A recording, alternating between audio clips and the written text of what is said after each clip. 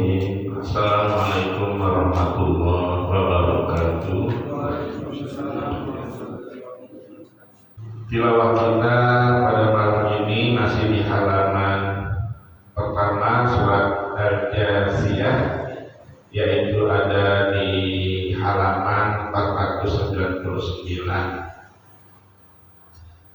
Insya Allah kita akan mentilawahi dari ayat 1 sampai ayat 13. Dan insya Allah kita akan mentadaburinya nanti dari ayat 11 ya. Insya Allah sampai ayat 13. Masih di halaman pertama. Kepada bapak-bapak dan ibu-ibu yang biasa menyimak dari rumah, silakan kembali buka Al-Qur'annya.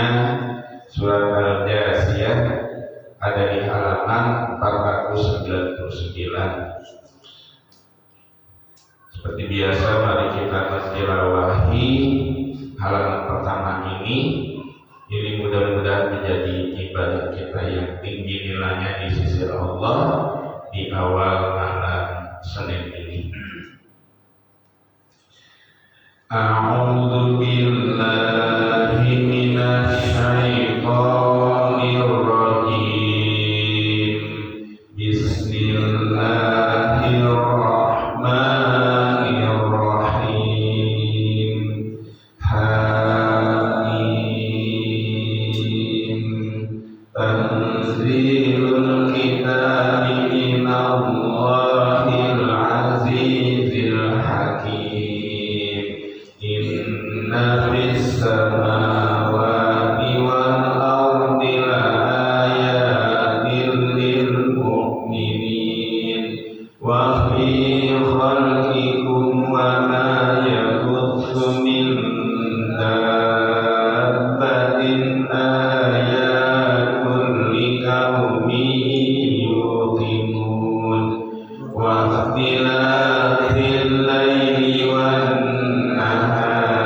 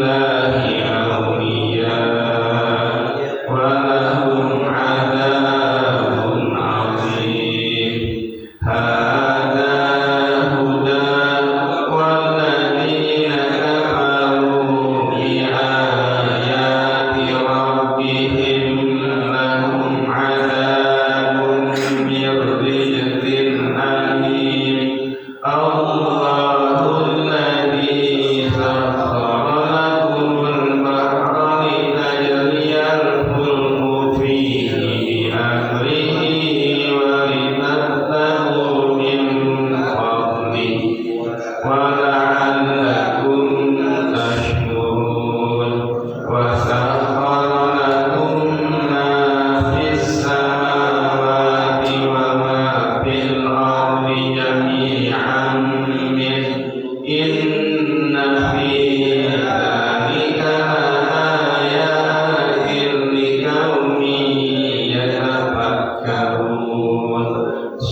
Sadaqallahul azim. Alhamdulillah kita tilawahi masih di halaman pertama. Ya, kita sedikit review ya ayatnya. Pertama kita sudah tadaburi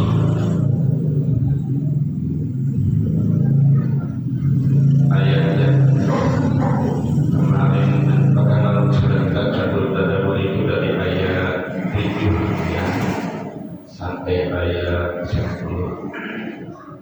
Ya, diawali dengan ayat yang mengejutkan kemarin.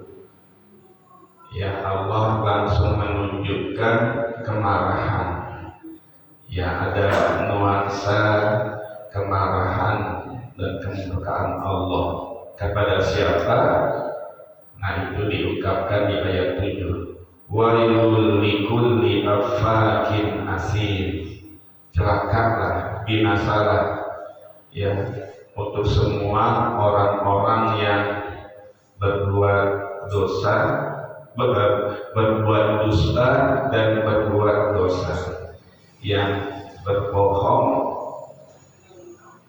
dusta dan berbuat, tadinya berkata yang dengan perkataan dusta, ya perkataan bohong, kemudian juga melakukan kemaksiatan yang mendatangkan dosa.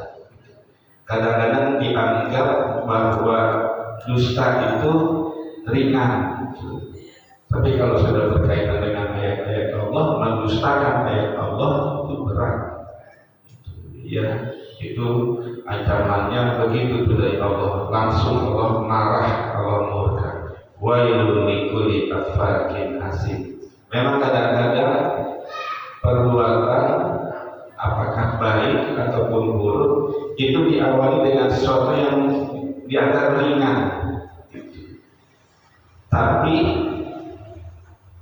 di awal itu akan melahirkan awal berikutnya yang lebih penting, lebih berat. Seperti berdusta, kadang-kadang itu ringan dianggap, dan memang ya ringan dilakukannya berdusta. Nah, setelah sekali berdusta, itu sering diikuti dengan dusta-dusta berikutnya. Bahkan bukan hanya dengan dusta-dusta berikutnya, akhirnya akan ya menjerumuskan kepada pelakunya itu untuk berbuat, gitu. Bukan sekedar berkata lagi, berbuat. Kalau yang disebut dengan dosa itu hasil perbuatan kemaksiatan yang melahirkan dosa. Awalnya hasil satu perbuatan yang dilakukan dengan mulut ringan, tapi akhirnya mendorong dia, menjerumuskan dia kepada perbuatan. Makanya hati-hati dengan sesuatu yang awal, karena awal itu baru awalnya, berikutnya bagaimana, berikutnya bagaimana. Begitu juga dalam kebaikan itu berkatalah yang baik. Nanti perkataan baik kita itu akan mendorong kita, mengkondisikan kita kepada perbuatan yang baik.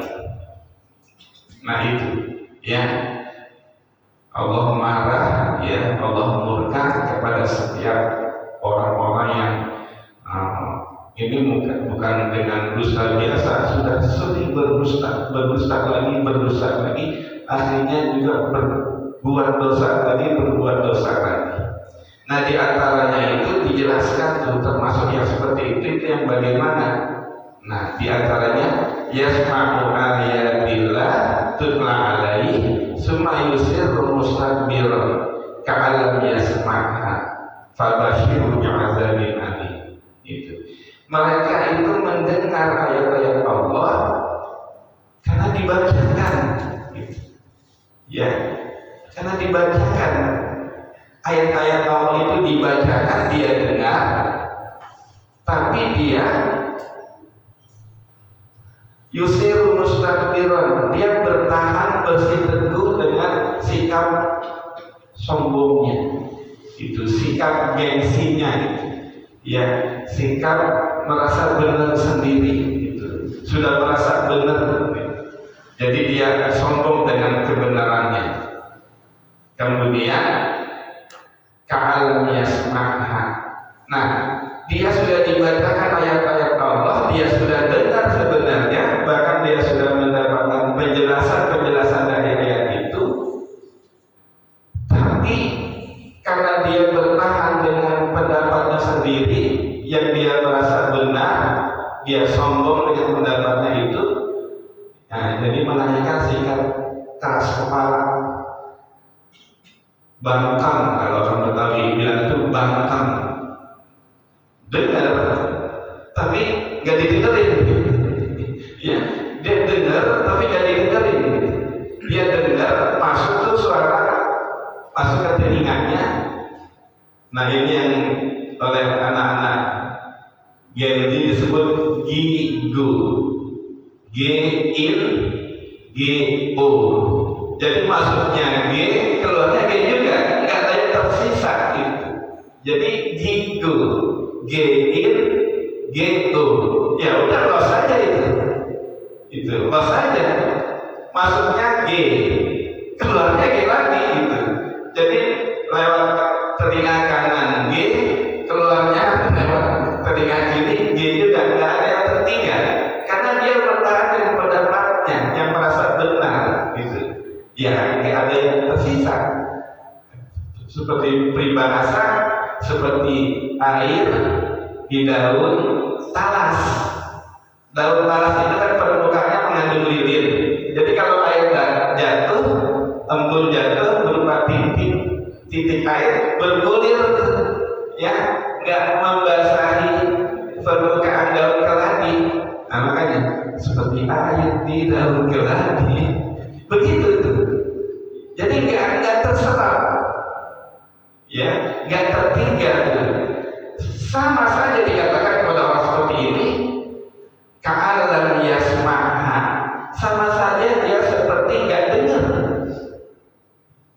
Dia dengar, tapi dia merasa nggak dengerin gitu, nggak ada yang tertangkap.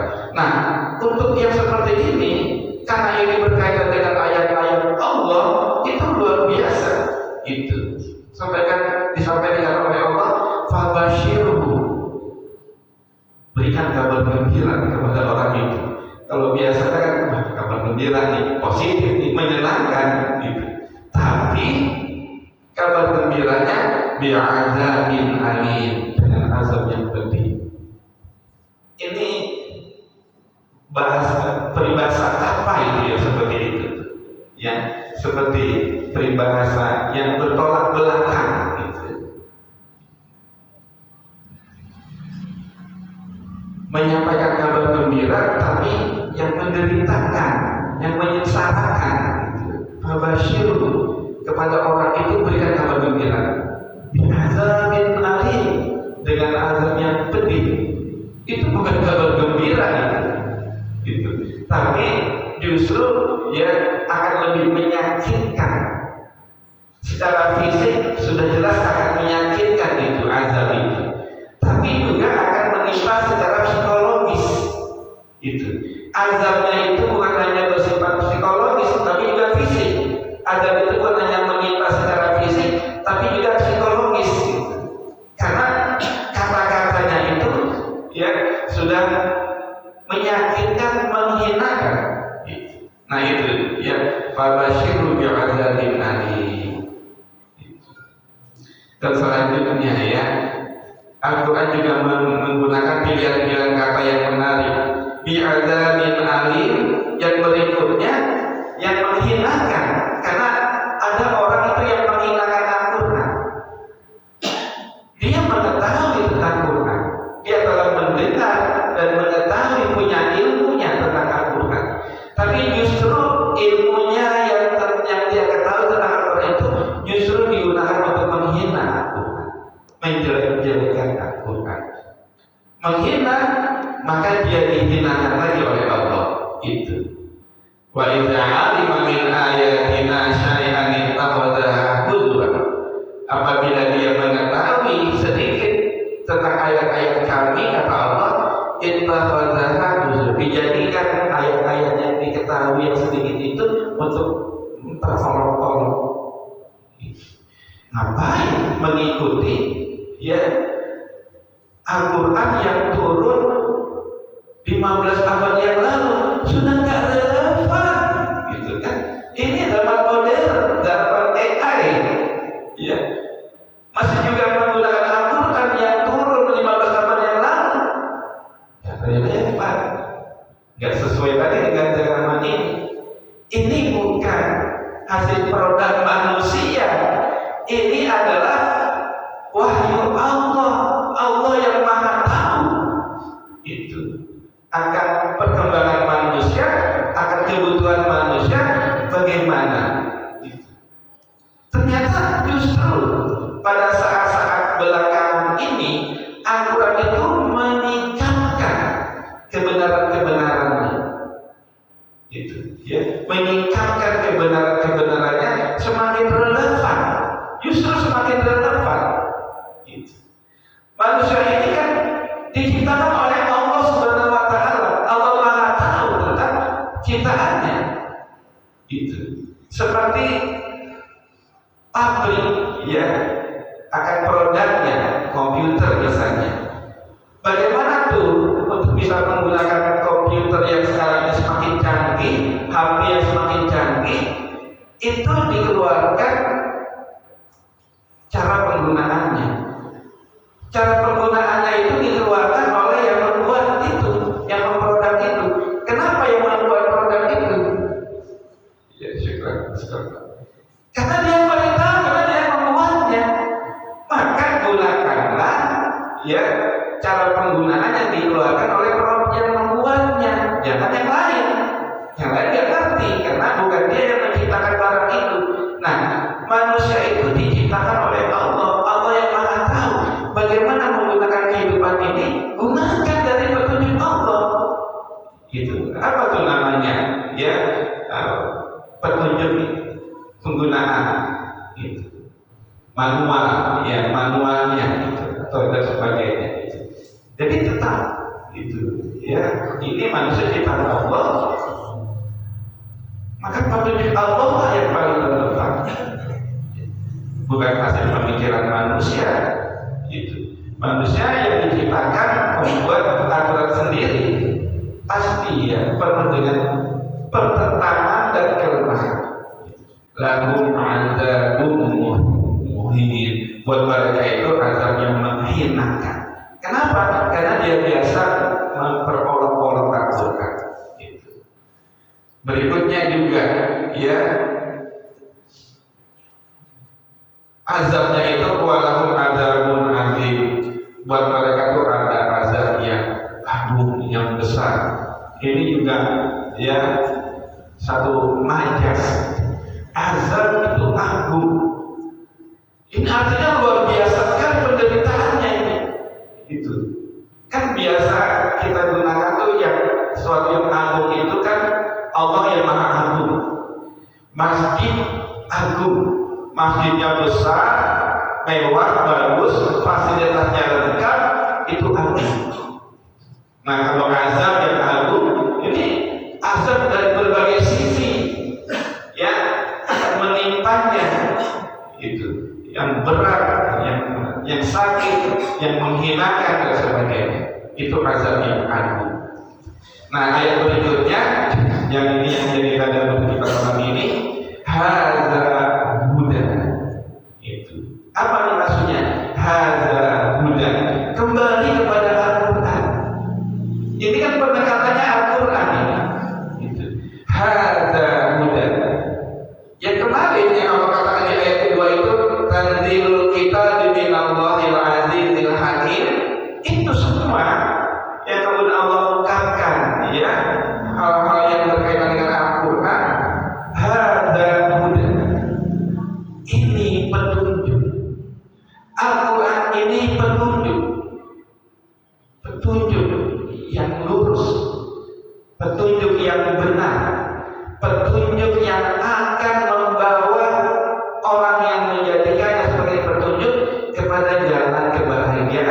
dunia dan jalan keselamatan di akhirat.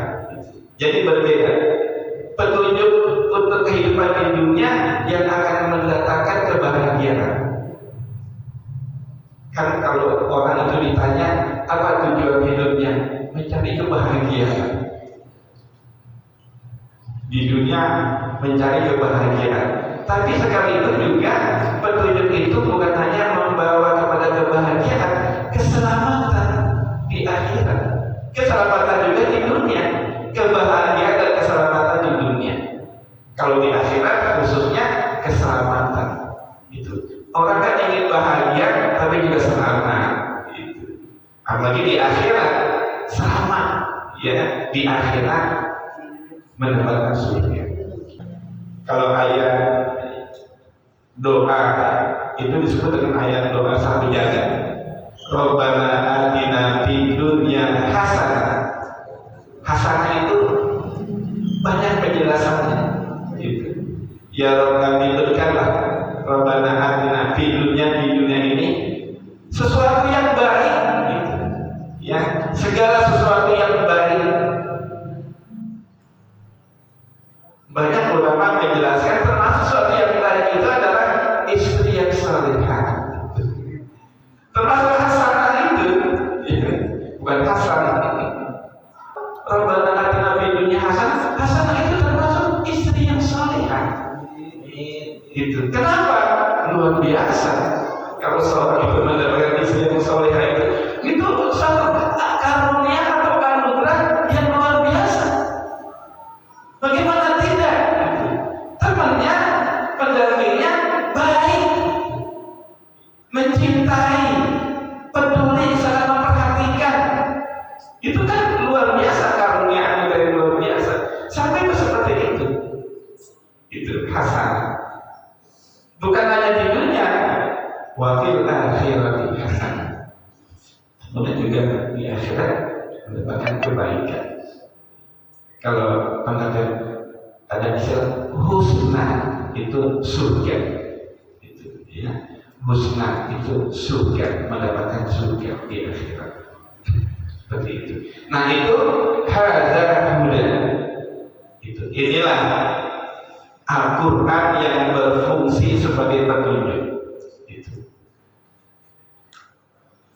Walladzina kafaru bi ayati rabbihim lahum adzabun min rijzin alim. Kita dengan Al-Quran jangan sedikit pun ada kedustaan.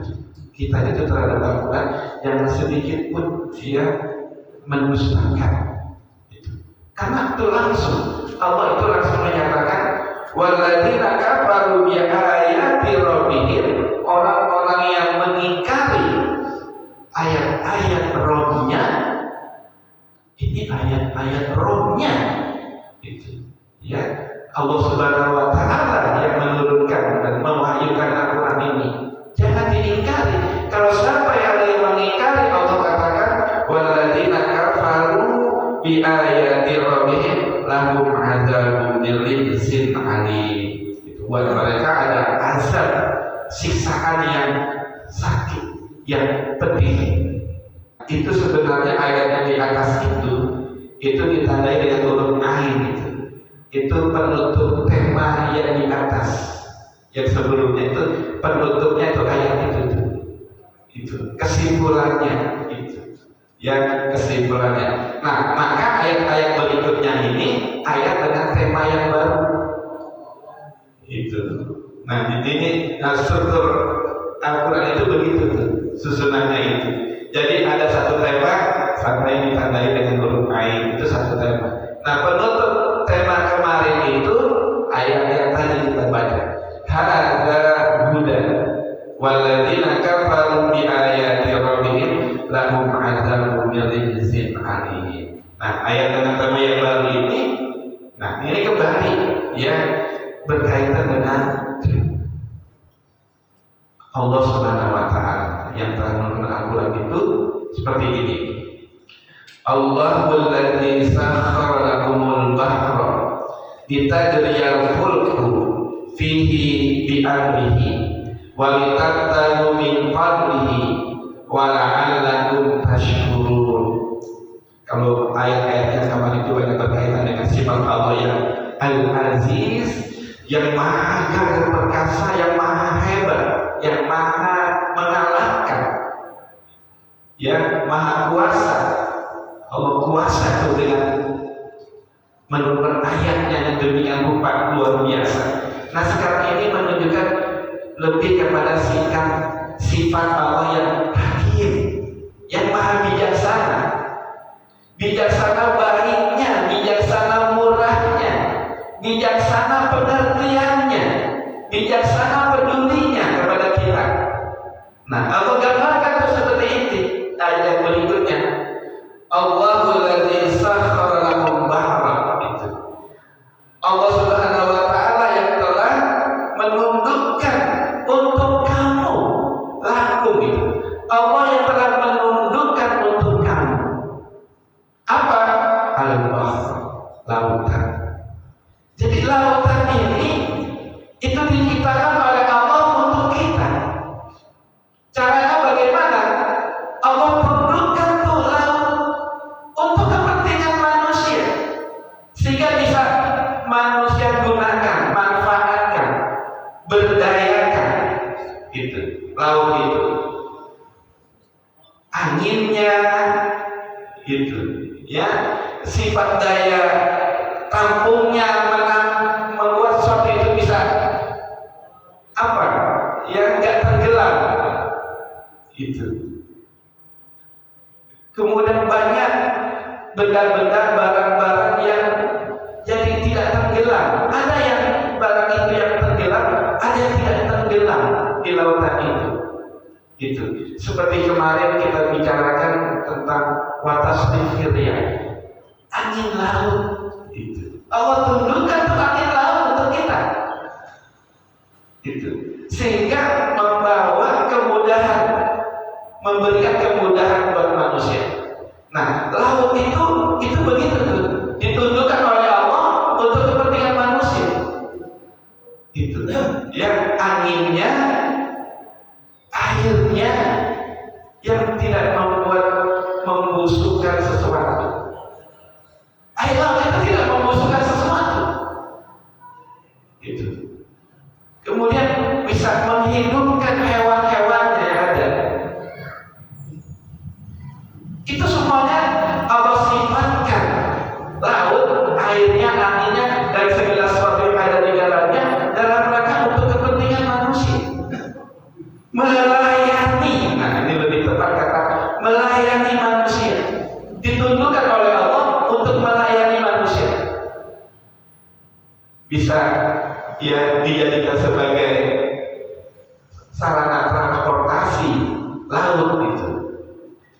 Itu luar biasa tuh. Begitu besar perahu kapal ya, begitu berat, puluhan ton, ratusan ton, ribuan ton, itu bisa mengambang di atas air laut dan bisa dikendalikan dengan hukum-hukum tertentu, membuat dia bisa bisa berjalan dengan mesinnya. Itu semuanya ya, hukum laut itu bisa dipahami oleh manusia, bisa digunakan untuk itu, untuk kepentingan manusia. Allah berikan hukum itu hukum Allah, bukan hukum alam. Kita sebut itu hukum alam, tapi itu hukum yang ditentukan oleh Allah Subhanahu wa taala, yang bisa dipahami oleh manusia dan bisa digunakan hukum itu untuk kepentingan manusia. Itu. Laut itu Allah tundukkan. Itu.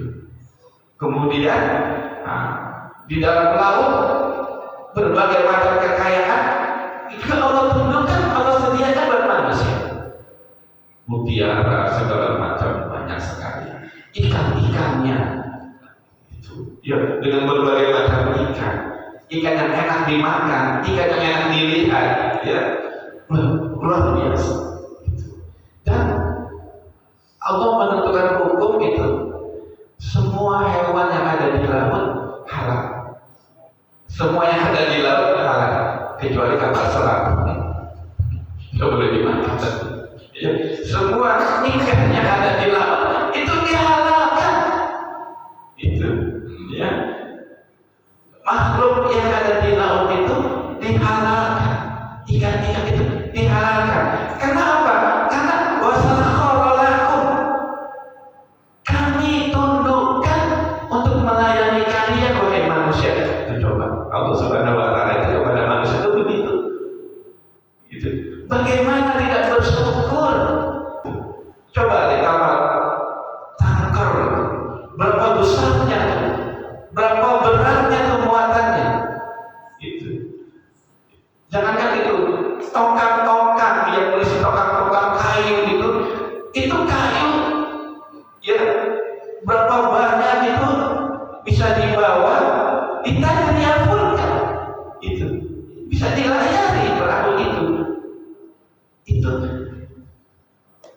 Wasakhkharakum, kami tundukkan itu wahai manusia untuk kamu. Bahasa itu wasakhkharakumul bahr, ditundukkan, dikendalikan, diberikan hukumnya untuk kamu, melayani kamu.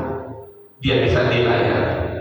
Fihi bi'amrihi, itu semuanya atas urusan Allah, atas perintah Allah.